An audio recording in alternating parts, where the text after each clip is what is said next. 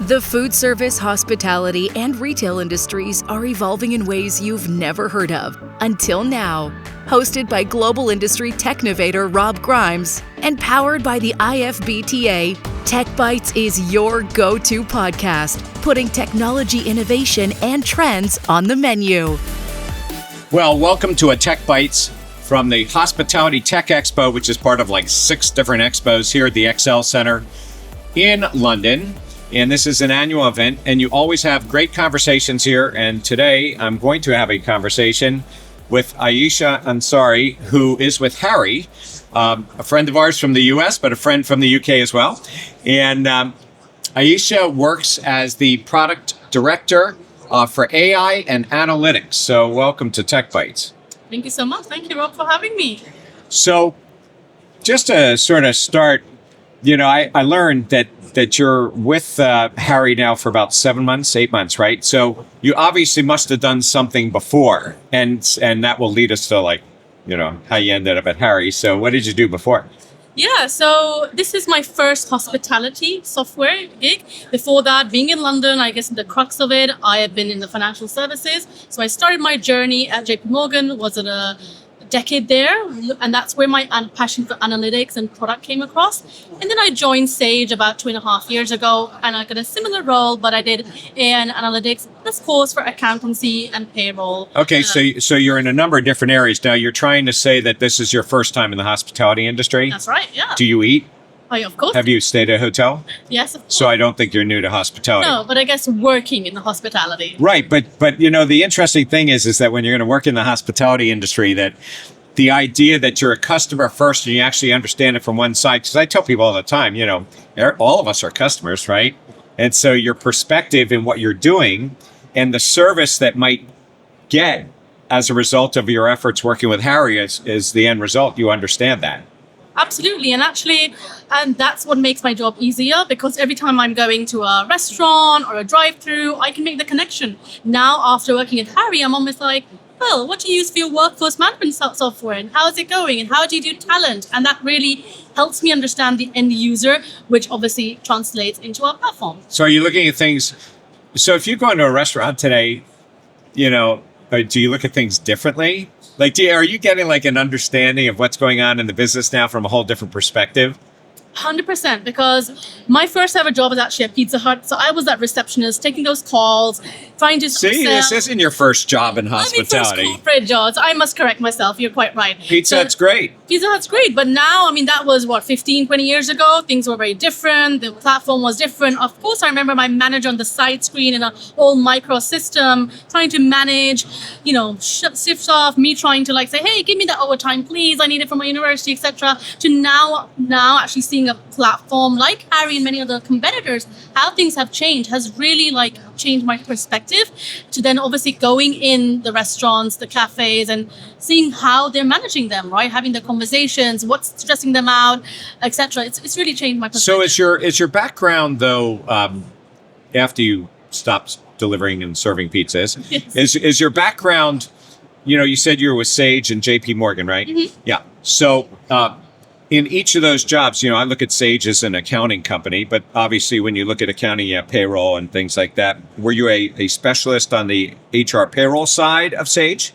So similar job, I was actually building the AI and analytics features that power that. So let me put into context for you. Recommendation engine. So we all know Spotify, Netflix, etc. Sure. They recommend, next thriller. You recommend what stocks to pick? Exactly. No. Well, at Sage, I was building the same engine for the right content, the right providers to add into the software. We're also building AI bots for support, right? Understanding the platform. We're building the whole supplier database of invoice matching, because accountancy, trying to keep a track of invoices, chasers, etc. So my background is really understanding data, analytics, and how AI can power the platform, which is why I kind of moved to Harri, because the theme was there, but obviously translating that same mechanism, that software technology, to the hospitality industry. So have you met Salli yet? Yes, she's my best friend. Your best friend? Oh boy. Well, I got to tell you, so I was at FS Tech a couple of weeks ago, and of course that announcement came out, and then I was at the Harri offices last week, and I tried to meet with Salli, but they told me she was out with Carrie, so I couldn't meet with either one of them. But But, the concept of, AI and data analytics, they sort of go hand in hand. Now, data analytics obviously has been around a lot longer because there was big data and people had a lot of information available to them. And it's sort of how you put it to practical use. So in your own journey and your transformation from one to the other and sort of seeing, how has this evolved? Because nobody ever would have thought of the restaurant industry, unless you're like a really big chain, like using data analytics. And then, certainly AI has been top of the conversation, not necessarily always positive because people are concerned. So how do you see that? I mean, I get in the financial industry, obviously, right? So how do you see that really making that impact, for a food service operator? Yeah, look, actually, it's not very different from a financial service to hospitality because I'll give you an example. At JP Morgan, my role was trying to evolve payments, make payments faster, speak to the treasurers, look at the liquidity, look at the multi-currency nostrils, where are the payments, where do I need to, manage liquidity? With that comes data. Look at my, how do I use my systems to send payments, etc. What is my cash flow looking like, my EBITDA, my revenue? These are all, yes, financial metrics, but they're data points. But the average restaurateur, the average independent owner who's working their place or their franchisee may or may not be looking at those points. So how do you take what you just used as the examples and apply that to, the use case that somebody would understand, hey, I just make pizzas, right? How do you do that? How does it operate better? Yeah, no, well, actually, they are very much looking at the same metrics because when I speak to owner operators, when I look at speak to general managers who are using my product, Salli, they're looking at the same metrics. What is my sales, my revenue, my SPLH, my sales per labor hour, guest per labor hour? They're looking for metrics. Yes, they're not same one, but they're looking for that financial metrics that makes to them understand the health of the business. Do I need to, the sales are going up. What does that mean to my rest of the cash flow, my supply chain? So it's all data metrics. Now, whether they are native in like data technologies, it does not matter. What matters to them is it's easy to digest, which obviously we do in a labor dashboard or a landing page or a report, etc. So we are transcribing the same complicated data points that is served from many areas, POS, guest experience, etc., in a digestible but really format. for the operator, right? Because if you think about it, like, I operate some companies and things like that, and I got to tell you, I hate talking to insurance people because I can never understand the insurance business, right? And I will tell you that labor is like, besides the laws and everything else that go along with it, it is really tricky. And then in our industry, it's very tricky. So you're really in a balancing act of operating effectively, but also falling within whatever the regulations and things are. So, and they change all the time. It's very confusing. So how does Salli help somebody to navigate those waters, and how does Salli stay up to date? Yeah, good question. But that's where Salli is the agentic AI platform. I mean, it's a vehicle. We lovingly call her Salli, and she's I say she, but it's a conversational bot, but really it's powered by the agentic platform. So it's getting all that information on the labor laws you mentioned. Oh, someone's got a fair work week morning coming up. Someone's got a good faith estimate. Someone's over the overtime. There's a minor, etc. All that information, plugging it through, and then serving it up to the user, who making AI very digestible, so that it's prompting you. You can ask a question: who's available on the shift? Who's got a warning? And that's but it's doing that before I ask the question, because some people are so used to do it all the time. You ask a question. We've been Googling for a while. Now we're doing ChatGPT. In this case, are we being proactive in pointing out those things? No. So good question. We started with the same reactive journey, prompt based, give the prompts. But what we changed in the experience was give them predefined prompts. Because as I was speaking with a lot of our customers, some of them are AI native, some of them are not, a large majority are not, don't understand, don't even use ChatGPT. Or the tools and pieces that have to integrate with this. Some may be, some may not be, right? Exactly. So we had to kind of work on beautiful experiences. It's a bot, ask a question. Is that dutiful or beautiful? Beautiful. Beautiful experiences. Okay, so we have beautiful experiences in a dutiful manner, right? That's right, you got it. So using that to pre-prompt that, pre-can the prompt, give me the next suggestion, show my summarize and my warnings, and then kind of take the journey. So started with the reactive, element. And what we're working now is very much that proactive, popping up and saying, oh, did you know there's a variance in the labor? Did you know there's a weather forecast changing? All of this, and there's many permutations of proactive alerts. So that's kind of our journey from reactive to proactive and really embedding in every part of the system. So in your title, you have both AI and analytics, and said, they do sort of go hand in hand. Is there something that so Salli's only been out now for a few weeks, right? But you've been testing it for a while. Is there something that came up in Salli that was sort of like it's not an unintended consequence, but an unintended aha moment of that nobody thought that it would see, but maybe it saw it for a customer, maybe for a customer or something? Yeah, actually the ability to communicate with employees. So we started building that feature as a result of one of our warnings. One of our warnings was sending a reminder for our employees to sign their, good faith estimate or the regular schedule, but we build that as an action. But we realized after speaking to our initial, closed beta users, they like that feature. They want Salli to just draft a message there to send an employee to pick it up shift, to get a reminder of their birthdays, of their work anniversary. Salli might be nicer than the person who might have just done it, right? Yeah, exactly. I mean, if you think about it. So that came as a consequence, but that's how we kind of build it. Oh, we built it. Let's just put it first and foremost in the platform to summarize what maybe the employees are looking from you as a manager, and send that communications out for you. So you've been working, in the AI area for how many years? Couple of years, yeah. Couple of years. Okay. I mean, that's a lifetime here, right? Yes. So, one of the issues, I get it like in the financial areas, but I, talk to people about AI all the time. And one of the things they're very concerned about is we're in the hospitality industry and we have a culture and we're hospitable people. And the other side of it says that, there's no empathy and by the way, HR, I guess, needs some empathy in here, right? So there's no empathy in bots and in computers and things. So how do you take this and teach it the culture of the customer? Because all these operators are sort of different. And maybe not even about Salli, just in general. What's the secret piece to make it, your voice, your culture when you're talking to somebody?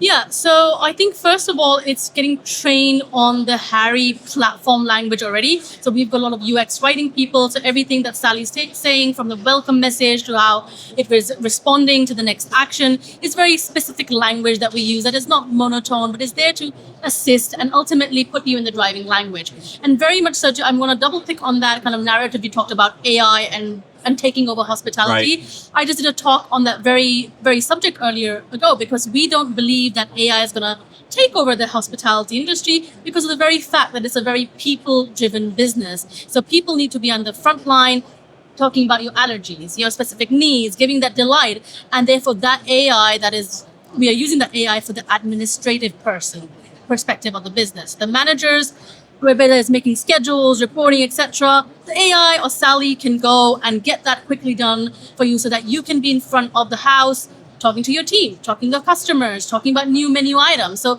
that's the way we're thinking about it, not replacing humans, so but empowering let's say we're not replacing people, right? And I get the empowerment or giving people more information to take actionable, insight and things on. Do we ever get we're at a show, I can see AI in lots of booths that are here, and, you're in the HR or the scheduling area and the recruiting area as well. Is that Carrie who's the recruiter and Salli's the, okay. So I actually got that right. So we got those, but then, you've got people who are here doing the POS on the sales data. Then you have production scheduling, which also takes labor, If we don't think that every single one of the vendors that are here are injecting AI and analytics into what they're doing, so do we envision ourselves at some point that they all just get into a room somewhere and they have the leadership meeting, between themselves and come up? I mean, you got to integrate with a whole bunch of other things. So how are you going to make one speak with another to come up with insights that neither one on its own could go figure out? But if people had gotten together in a room, they'd go figure it out. Yeah, so I think that will be the dream, right? One system, one bot, whatever call it, just does everything. The reality is each of these systems exists and will continue to exist because the key vertical they're operating on. Harri is on the employee experience. We don't do POS. That's not a specialism. Every place has its area because even in scheduling, hotel acquisition has particular things that we need to train on. So our Salli bot is trained on that. It's trained on the language. It's trained on the glossary terms, the warnings, etc. So that's why I don't see a world where one can solve everything. It'll be fantastic, but there's so many nuisances. What can happen is obviously cross collaboration. POS, you have this data. We are using that data to do our sales forecasting, all our AI models, Right. etc. We already use that. So how do we collaborate to understand that data feed is structured very well in the same language to an employee experience platform, so you get those relative insights. Well, look, let's just take a quick break, and then we'll come back and we'll just sort of explore some things that perhaps come from your experience, and how they relate, to the industry, plus the observations of what is possible, right, as we go forward, because people like to talk, and clearly you have that background. So we're going to take a break, and I'm with Ayesha Ansari, who is with Harri, and we're having a conversation about all kinds of things that fall within her realm, which is AI analytics and new product development. So we'll be right back. With the rapid expansion of technology in the food and beverage industries, finding the right supplier can become overwhelming and complicated. To simplify this process, the IFBTA created Exchange. Exchange is a powerful search tool where users can easily narrow down their technology search and refine results by application type, geography served, department, and more. Browse resources and learn more about the industry's technology suppliers at exchange.ifbta.org. Now, back to the show. So welcome back to Tech Bites. Actually here at the Hospitality Tech Expo at Excel in the UK. And one of our partners from the US, but a global partner, because I know a lot of your business is actually outside the US, which I don't know if a lot of people know, by the way, but I happen to know that. But I'm with Ayesha Ansari, who is the Director of Product Development, and AI and Analytics is your specialty at Harri. And so we were having a conversation before the break, just sort of a little bit about Salli and how you guys got into there. But I'm interested in your perspective because you have a long history of 2 years of AI, and which is a long time in this, right? And you can observe what's going on. Have you had time to walk around this show? Yeah, absolutely. I mean, AI is everywhere. Everything is AI powered. So So you weren't, other than serving the pizzas way back when, you weren't in the industry before, but you were in some areas that obviously touch the industry, like Sage accounting and things.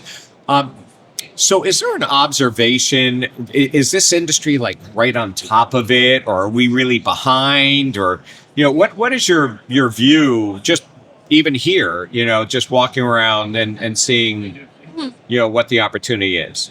It's a real mix, especially for software. I think everyone's kind of using AI, but it is really different kind of themes to AI. At Sage, agentic AI as a term did not even exist, right? People were not talking it as we are. It was all about copilots, it was semantic search, it was support. Those were the use cases. And, so fast and so quickly, it's all about agentic AI. Then we'll go to other kinds of AI. So that's my first observation. We're not kind of at the pulse of agentic. Well, agentic is the term of 2025. Basically, you got it. You got that right. Yeah. And what's the term of 2026, since we're looking ahead like 3 or 4 months? AGI. Okay. Yeah. The other key observation. So I was at the National Restaurant Association in US, in Chicago in May. I thought over there was a lot of more AI. That must have been one of your first events out. That's right. Yeah. We were there too. We did. Yeah. When did we talk? Well, we will now. I met Salli. You met Salli? Yeah. Yeah. Well, that was the first introduction. That was the first time she went out about. And now she is, running. Did you walk the show with her? I did. And did you have any good food? Loads of food. That was my best part. I mean, what was the best part? The steak, the little steak bites. Where did you find steak bites? Right at the end. Where we had a good station. Two rows behind, there was all these steak bites. No, well, there's a lot of food there, but you got to find it.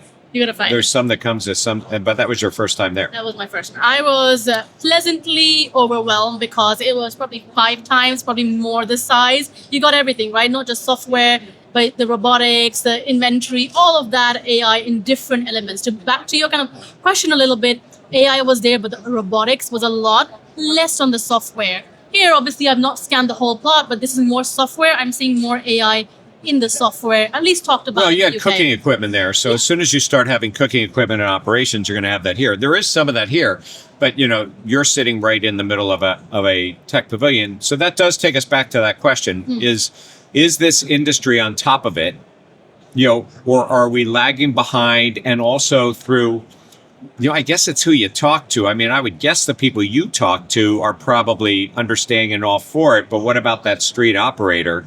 Are they embracing it and saying, labor's always a big subject, but this is going to solve that or help me resolve it or what?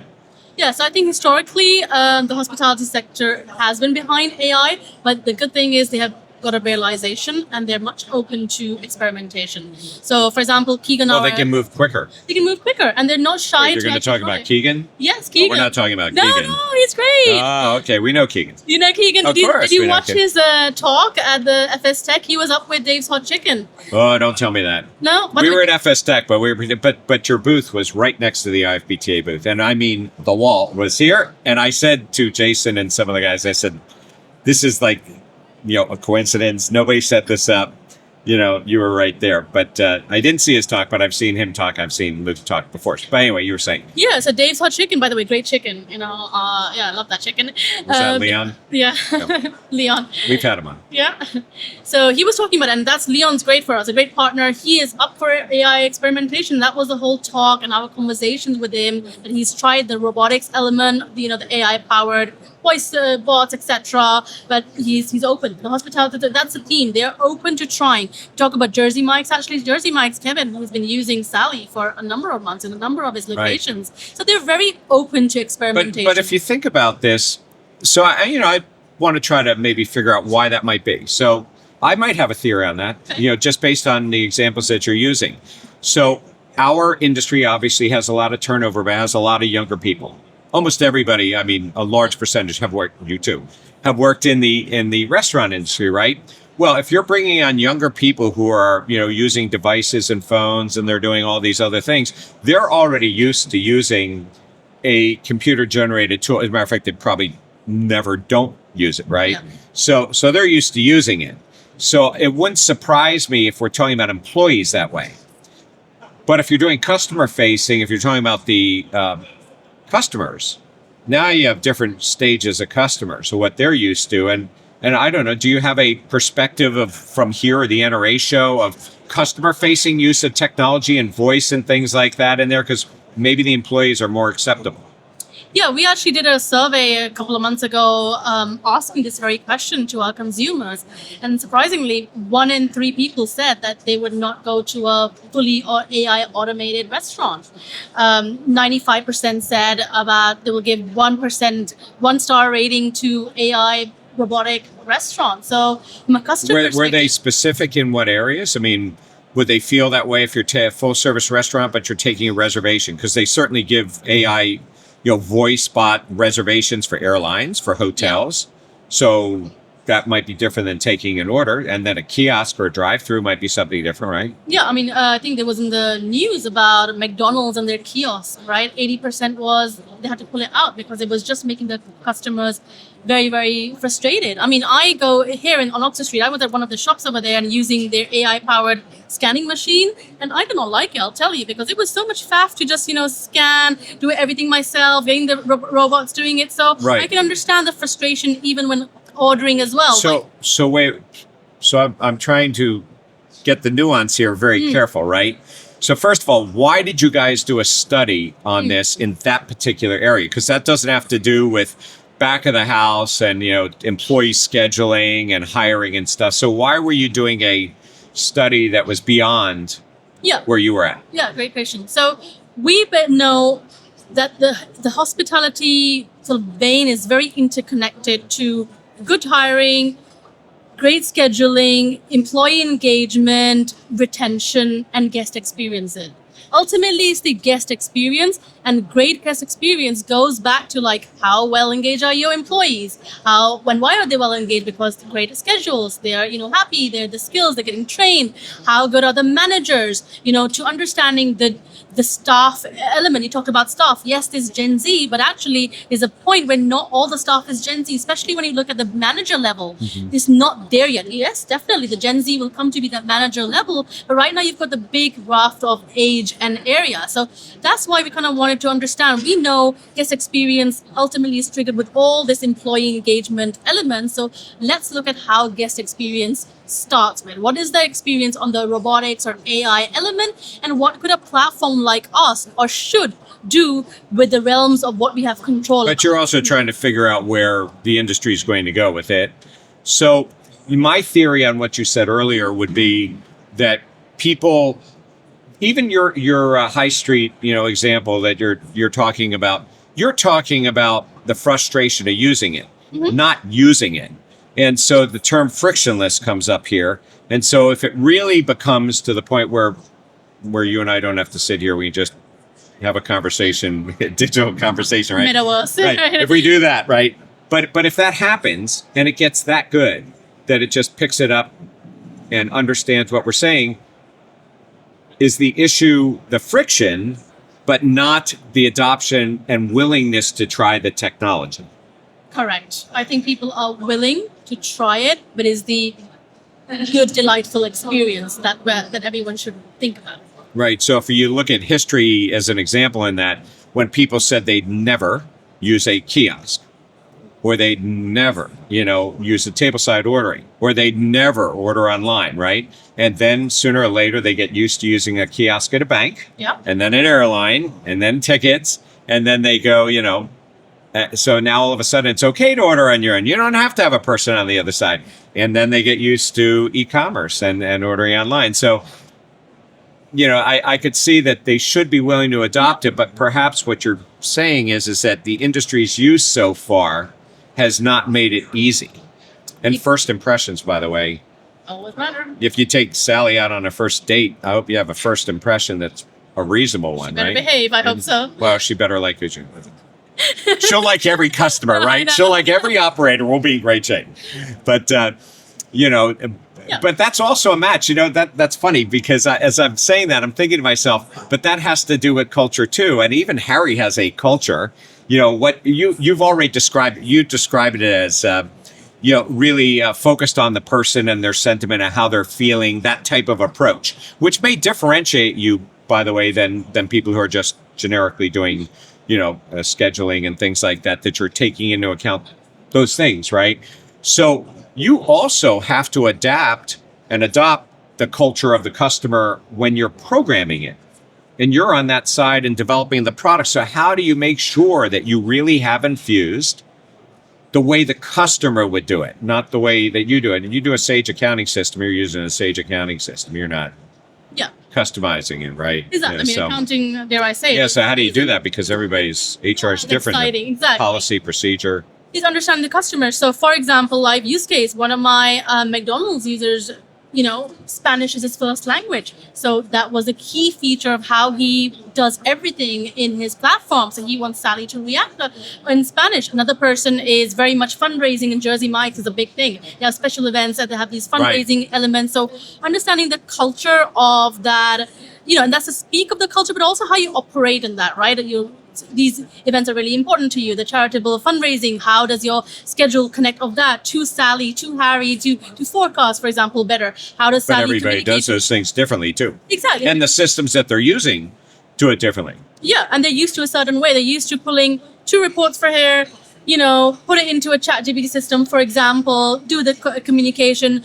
What if, how does Salli make it much more seamless so you don't have to pull it from 2 systems? The data is working for you and it's just serving the, insight that they really want, which is my schedule okay? Is it on the targets that I, want my general manager or district manager to comply to, et cetera, et cetera. So if we think about, just thinking about the future, if we think about the ideal scenario of the future, where do you think this ends up, or what conversation are we having next year, about this?